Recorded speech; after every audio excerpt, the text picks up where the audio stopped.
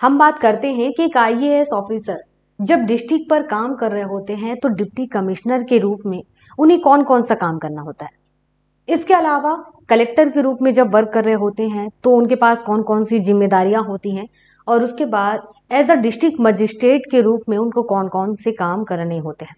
कई बार ऐसा देखा गया है कि आईएएस ऑफिसर डिस्ट्रिक्ट मजिस्ट्रेट के रूप में ही जब काम कर रहे होते हैं तो उन्हें उसी वक्त कलेक्टर के रूप में और डिप्टी कमिश्नर के रूप में भी काम करना होता है।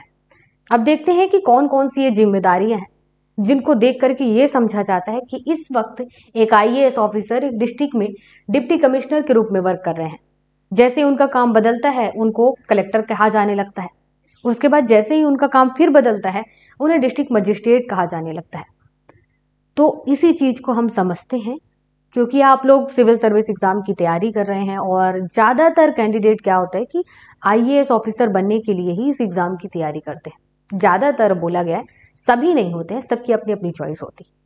फिलहाल हम जानकारी के लिए बात करते हैं। अब सबसे पहले हम बात करते हैं डिप्टी कमिश्नर के रूप में एक आईएएस ऑफिसर एक डिस्ट्रिक्ट में किस तरीके की जिम्मेदारियों को संभाल रहे होते हैं।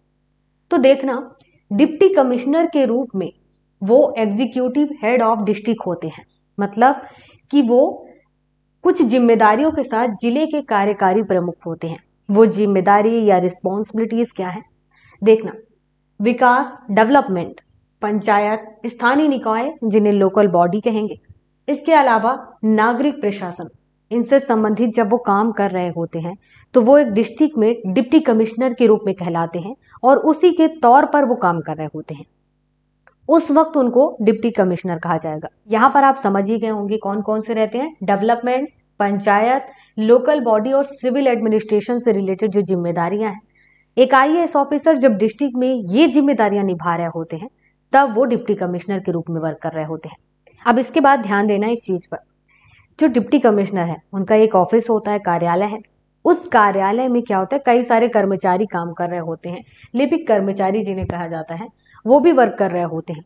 अब यहाँ पर इनके काम की निगरानी के लिए उपायुक्त या यूं कहो कि डिप्टी कमिश्नर के ऑफिस में ही एक कार्यालय अधीक्षक होता है, मतलब कि सुपरवाइज करने के लिए ऑफिस सुपरिटेंडेंट होते हैं। ये भी आपको पता होना चाहिए।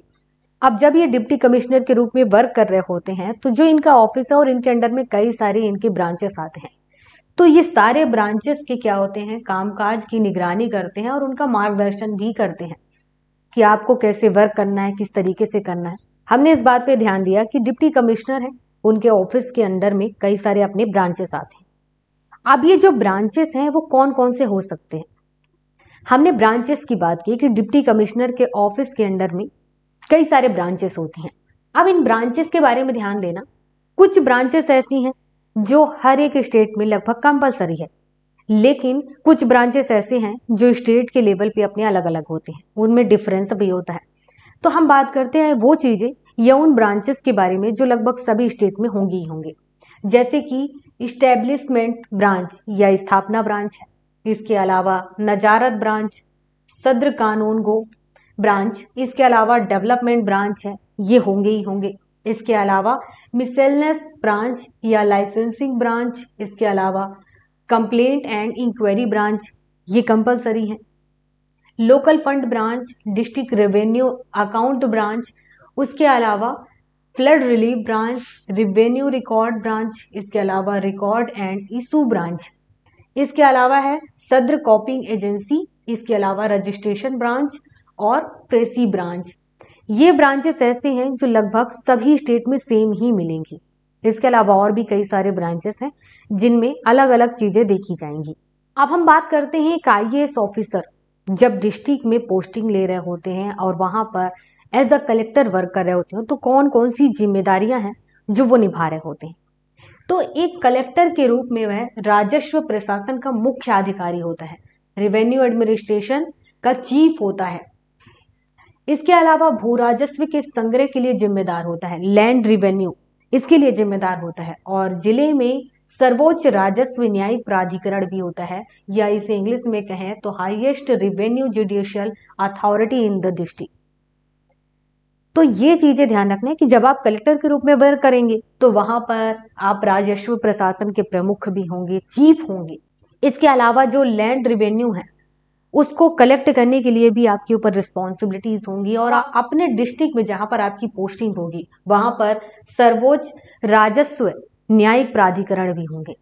तो कलेक्टर के रूप में इस तरीके से आपके ऊपर जिम्मेदारियां होंगी, आपके ऊपर अथॉरिटीज रहेंगी, समझिए। इसके अलावा राजस्व मामलों में वह संभागीय आयुक्त और वित्तीय आयुक्त राजस्व के माध्यम से सरकार के प्रति उत्तरदायी होता है। अब यहाँ पर यह ध्यान देना कि जब कलेक्टर लैंड रिवेन्यू से रिलेटेड और इसके अलावा रेवेन्यू एडमिनिस्ट्रेशन से रिलेटेड वर्क कर रहे होते हैं, तो इस टाइम पर जो भी लैंड रिवेन्यू ये कलेक्ट करते हैं तो ये डिविजनल कमिश्नर के पास भेजते हैं। इसके बाद वह भू राजस्व, अन्य प्रकार के सरकारी करों, शुल्कों और भू राजस्व के बकायों के रूप में वसूली योग्य सभी बकायों के संग्रह के लिए जिम्मेदार होते हैं। यहाँ पर क्या है कि लैंड रिवेन्यू के अलावा और भी कई अलग अलग टैक्सेस हैं, फीस हैं, उनको वो कलेक्ट करते हैं और उनको सरकार तक पहुंचाते हैं।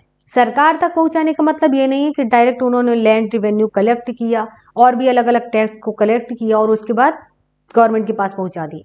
गवर्नमेंट के पास जब पहुंचता है तो उसका भी एक सीरियल है कि पहले संभाग में पहुंचेगा, उसके बाद अगले लेवल पे, फिर अगले लेवल पे, धीरे धीरे करके फिर गवर्नमेंट के पास पहुंचता है। अब इसके अलावा क्या है कि वह तहसील कार्यालय में तैनात पटवारियों और कानूनगो और अनुसचिव कर्मचारियों के लिए नियुक्ति प्राधिकारी भी है। डिस्ट्रिक्ट में कलेक्टर के रूप में जब एक आईएएस ऑफिसर वर्क कर रहा होता है तो उसके अंडर में तहसील भी होता है, पटवारी भी होते हैं। अब इनकी पोस्टिंग कहाँ कहाँ होनी है एक डिस्ट्रिक्ट के अंदर में, किस तरीके से होनी है, इनको कौन कौन सा काम देना है, ये कलेक्टर के हाथ में ही होता है। इसके अलावा जिला कलेक्टर के रूप में वह जिले में सर्वोच्च राजस्व न्यायिक प्राधिकरण होते हैं। इस पर तो हम पहले ही बात कर लिए कि वो अपने डिस्ट्रिक्ट में हाईएस्ट रेवेन्यू जुडिशियल अथॉरिटी भी होते हैं। तो कलेक्टर के रूप में क्या काम होता है ये हम जान लिए, डिप्टी कमिश्नर के रूप में काम क्या होता है ये जानिए। अब बात करते हैं डीएम के रूप में क्या काम करना होगा। अब जब डीएम के रूप में एक डिस्ट्रिक्ट में आईएएस ऑफिसर वर्क कर रहे होते हैं तो उनके पास क्या क्या जिम्मेदारियां होती हैं, वह कानून और व्यवस्था के लिए जिम्मेदार होता है। इसका मतलब इंग्लिश में लॉ एंड ऑर्डर को वो देखते हैं, उसके हेड होते हैं। पुलिस और अभियोजन एजेंसी का प्रमुख होता है। अभियोजन एजेंसी यहाँ पर प्रोसिक्यूटिंग एजेंसी, यहाँ पर ध्यान देना, पुलिस और प्रोसिक्यूटिंग एजेंसी इन दोनों का भी हेड होता है। इसके अलावा वह आपराधिक प्रशासन के प्रमुख हैं और जिले में सभी कार्यकारी मजिस्ट्रेटों की देखरेख करते हैं। इसके अलावा पुलिस के कार्यों की नियंत्रित करते हैं और निर्देशित करते हैं। इन पर भी हम बात कर चुके हैं कि आपराधिक प्रशासन जो क्रिमिनल एडमिनिस्ट्रेशन है उसकी देखरेख करते उसके प्रमुख होते हैं, चीफ होते हैं, हेड होते हैं। जिले में कई सारे कार्यकारी अधिकारी होते हैं जैसे कि एसडीएम है, तहसीलदार हैं। इनको कई बार कार्यकारी मजिस्ट्रेट के रूप में वर्क करने के लिए भेजा जाता है या उनको ऐसी जिम्मेदारियां दी जाती हैं।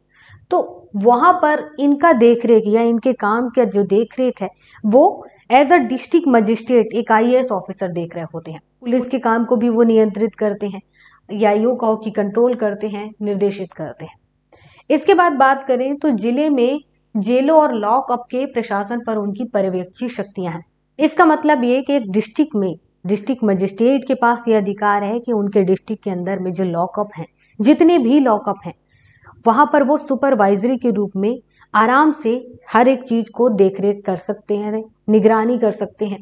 इसके अलावा जो जेल है वहां पर भी जाएंगे, चेक करेंगे, ये उनके पास पावर है। अब यहाँ पर एक चीज और ध्यान देना, एक डिस्ट्रिक्ट कलेक्टर के रूप में और डिस्ट्रिक्ट मजिस्ट्रेट के रूप में वो एक अधिकार का प्रयोग करते हैं नियम के तहत। उसका नाम है विस्थापित व्यक्तियों मुआवजा और पुनर्वास अधिनियम 1954। इसका यूज करके वो उप कस्टोडियन के रूप में एक महत्वपूर्ण भूमिका निभाते हैं। इस चीज को लेकर के ध्यान देना कि कई बार क्या होता है कि आप देखते होंगे भूकंप, बाढ़ जैसी प्राकृतिक आपदाएं या फिर मानव निर्मित आपदाएं भी आ जाती हैं। तो यहाँ पर लोगों की मदद किस तरीके से की जाएगी, तो एक लेवल तक डिस्ट्रिक्ट मजिस्ट्रेट को या डिस्ट्रिक्ट कलेक्टर को यह अधिकार दे दिया गया है कि आप इस अधिनियम का यूज करके उनको मुआवजा देंगे और उनके पुनर्वास की व्यवस्था करेंगे। यहाँ पर वो कस्टोडियन के रूप में एक महत्वपूर्ण भूमिका निभाते हैं। अब इसके बाद वह नगर पालिका समितियों, बाजार समितियों, पंचायत समिति और पंचायत के अलावा सामुदायिक विकास खंडों और जिला परिषद के प्रशासन में एक महत्वपूर्ण भूमिका निभाते हैं। अब यहाँ पर ये तो सवाल आते ही होंगे कि आखिर क्यों ऐसा किया गया? इसके अलावा और भी तो अधिकारी हैं, उनको जिम्मेदारी दी जा सकती है। एक डिस्ट्रिक्ट कलेक्टर या डिस्ट्रिक्ट मजिस्ट्रेट को ही क्यों इस टाइप के अधिकार दिए गए हैं? तो यहाँ पर विकेंद्रीकरण को ध्यान में रखते हुए ऐसा किया गया है।